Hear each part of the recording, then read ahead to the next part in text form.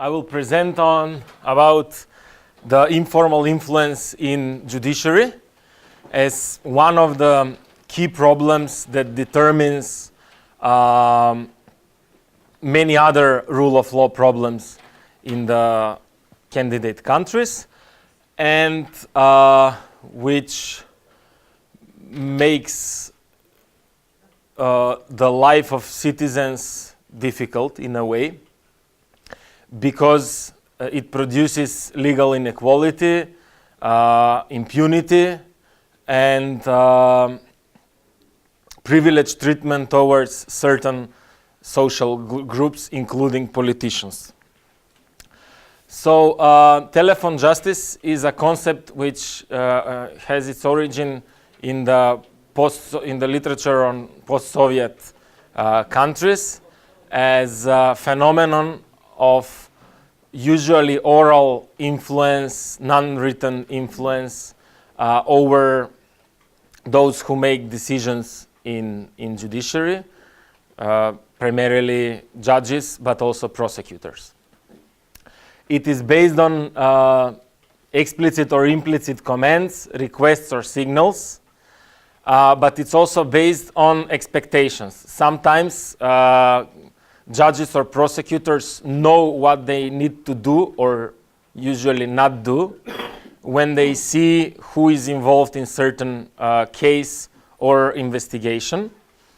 And usually when politicians or businessmen or some powerful individuals or firms are engaged in certain case, then informal influence, labeled as telephone justice or telephone law, takes place and makes things worse. In our study, we examined Macedonia and Serbia and Slovenia. Macedonia and Serbia because these are two quite similar countries which are candidate countries. Serbia is already have already started the EU accession negotiations. Macedonia will hopefully start next summer. But both countries have weak rule of law that makes certain individuals privileged in front of the law, and it's also countries that have prevalent corruption, and the judiciary that needs to be the body or the set of institutions that would answer that corruption or will prevent that corruption is part of the problem because it's corrupt by itself. On the other end, we choose Slovenia because it's a post-Yugoslav EU member state, and there are, like many previous studies where Slovenia and later Croatia was used as some kind of reference point of successful model of country that is already part of the EU. We use here Slovenia in a similar fashion. All in total, we did 35 interviews with judges, lawyers, and prosecutors. Most of these interviews were done in Macedonia because I'm also currently doing my PhD on the on the same topic in Macedonia. But we also analyzed legal documents and media content because we wanted to see and to compare not only ways how telephone justice occurs, but also to connect that to different institutional and legal contexts that exist in these countries. And these are the formal safeguards of judiciary in all three countries. So, of course, as they are all label themselves as liberal democracies, they have constitutionally guaranteed judicial independence. Judiciary is part of the three powers, three constitutionally divided powers, together with the legislative and the executive. And of course, any form of influence on the independence, impartiality, and autonomy of judges and prosecutors is forbidden, and they are independent in their decision making. They shall be independent in their decision making, And this is written in the constitution, in numerous laws, and it's more or less in line with the European standards. In Macedonia, judges are appointed by the Judicial Council and have permanent tenure. In Serbia, they are firstly appointed by the parliament with 3-year mandate, and then they are, in a way, reappointed by the High Judicial Council, and then they get permanent tenure. And while in Slovenia, judges are appointed by the parliament and enjoy permanent tenure. Permanent tenure is important because it protects judges and their professional well-being against certain forms of influence. However, as you will see later, all these formal safeguards do not work that well in practice. We identified two major types of informal influence.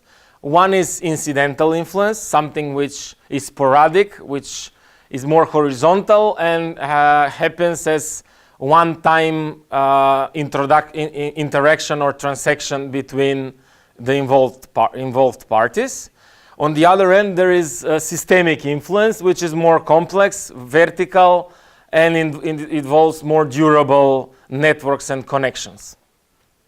So in regard to incidental influence, it's based on incidental attempts of influence, and it's characteristic for all 3 countries. And judges and prosecutors see this kind of influence as something normal or inevitable, and don't find it as too problematic in a way. They say it's problematic only when someone powerful is involved in certain attempt of influence. And they claim that in all 3 countries that most of these forms of incidental influence are actually attempts of influence that not always, that in most cases end up without actual influence decision later on. And they claim that it's kind of a cultural thing. We know each other, everyone knows everyone, and then this is why involved parties like to get in touch with judges. Or wherever they have some case in the court, the first thing they do, they try to see who is the judge who is allocated to certain case, and then they would like to know more about the judge, or even get in touch with him, or maybe find someone who is his friend, relative, colleague, and so on. But the key and underlining characteristic of this influence is that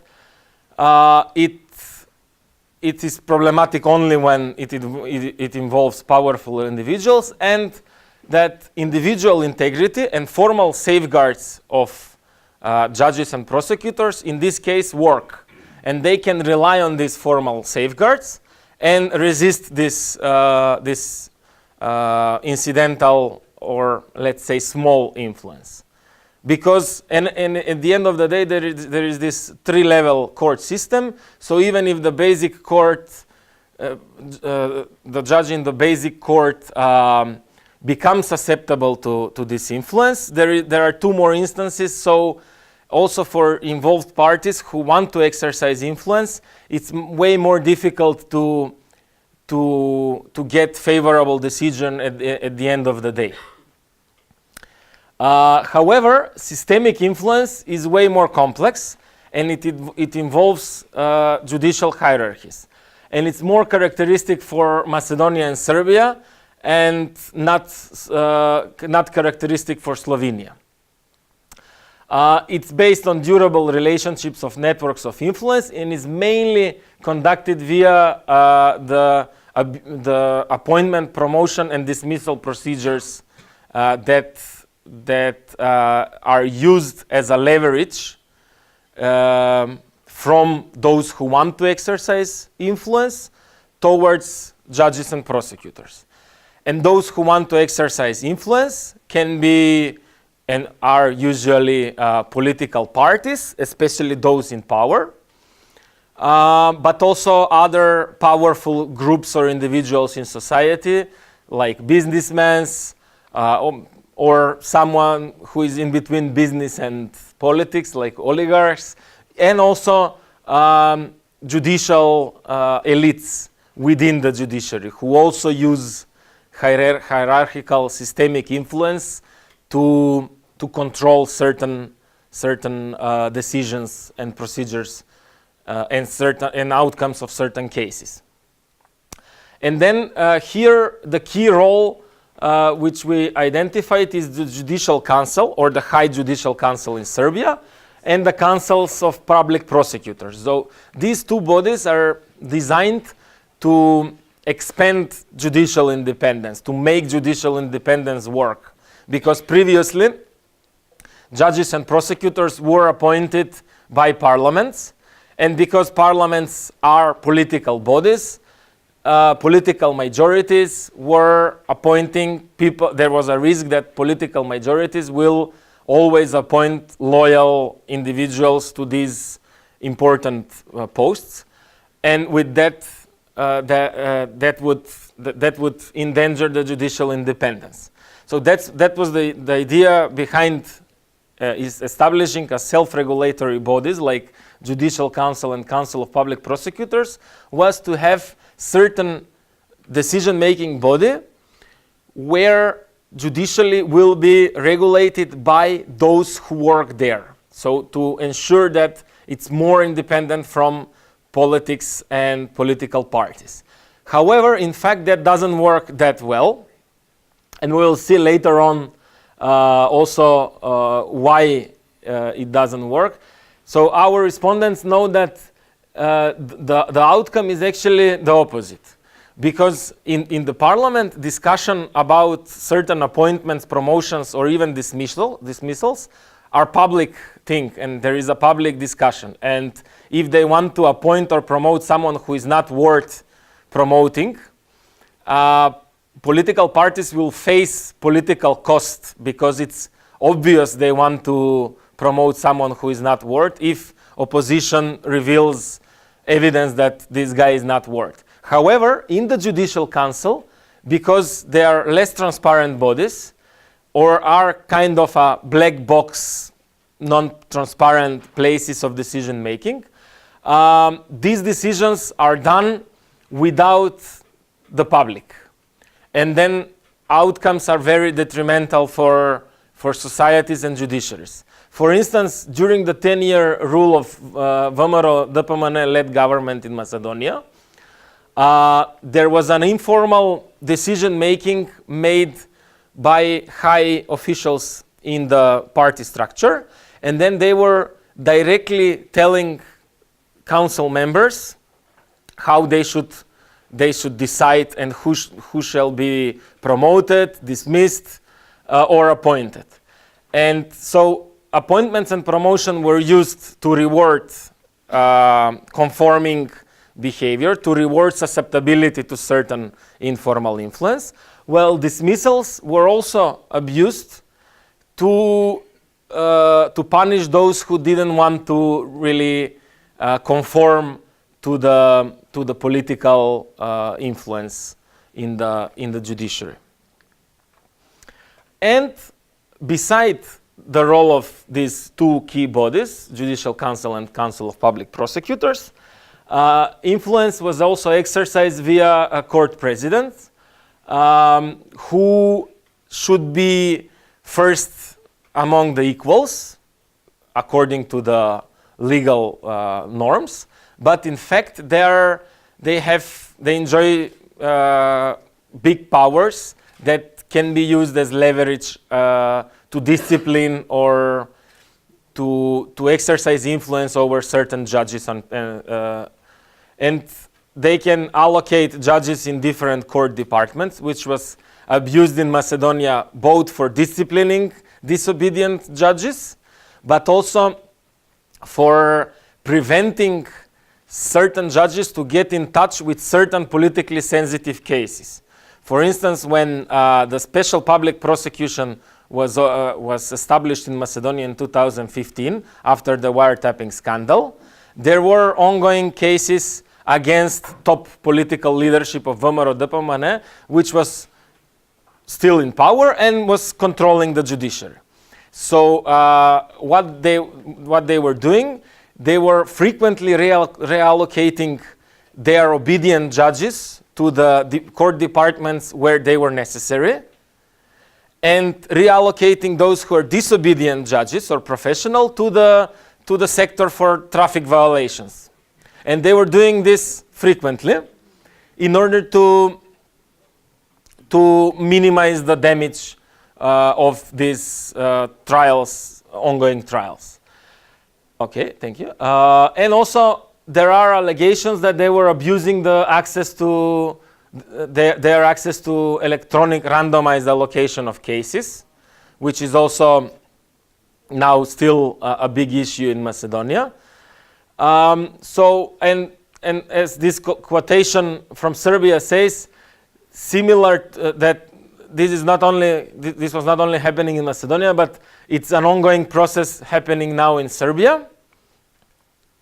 And also, it's every judge is interested to have good personal relationship with their president, because the president is their boss in a way. He signs their holiday leave and so on. So they want to have good relationship with the president, because otherwise their life will be more difficult, their professional life. And also, systemic influence was exercised via the hierarchy of public prosecution, which is by nature and formally very vertical institution where there is hierarchy and subordination. But this informal influence was done as outside of the formal procedure, without any written mark, but only orally. So the responsibility of the decision is to the lower prosecutor, not to the higher prosecutor, although the higher prosecutor told lower prosecutor what to do or what not to do. And here there is an illustrative example of the role of judicial councils as EU-sponsored bodies and judicial reforms, both in Macedonia and Serbia. For instance, in Macedonia, there is a good alignment with EU and Council of Europe legal standards. And the way how Judicial Council is made is mainly satisfying all these legal standards. After number of amendments, we are finally there, and we really have very good formal organization of the Judicial Council, where the majority of members are judges appointed by judges, and minority are distinguished lawyers. Distinguished lawyers is a famous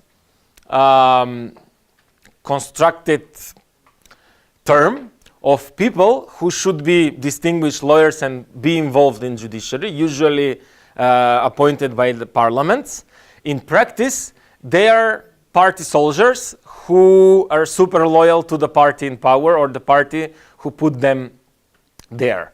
And they are usually those who initiate certain majorities within the councils over certain politically motivated decisions.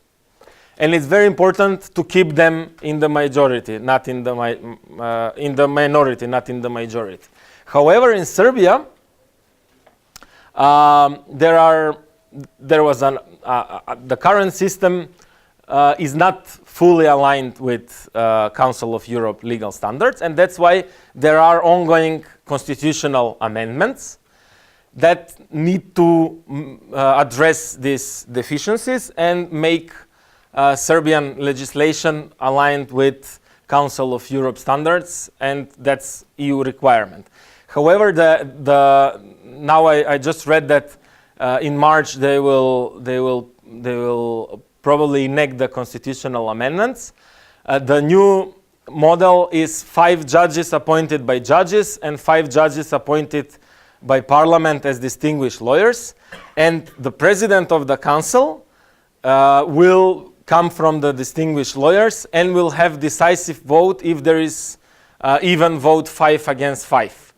And this was criticized both by legal experts and NGOs in Serbia and also by the Council of Europe as a model which opens door to greater instead of lower political influence. So these two cases illustrate that in Macedonia there was super high informal influence based primarily on majorities initiated by distinguished lawyers who were in minority but still managed by informal ways to influence decision making. While in Serbia, now there are ongoing constitutional amendments that need to satisfy EU regulations, but at the end of the day will open the room for more and more informality.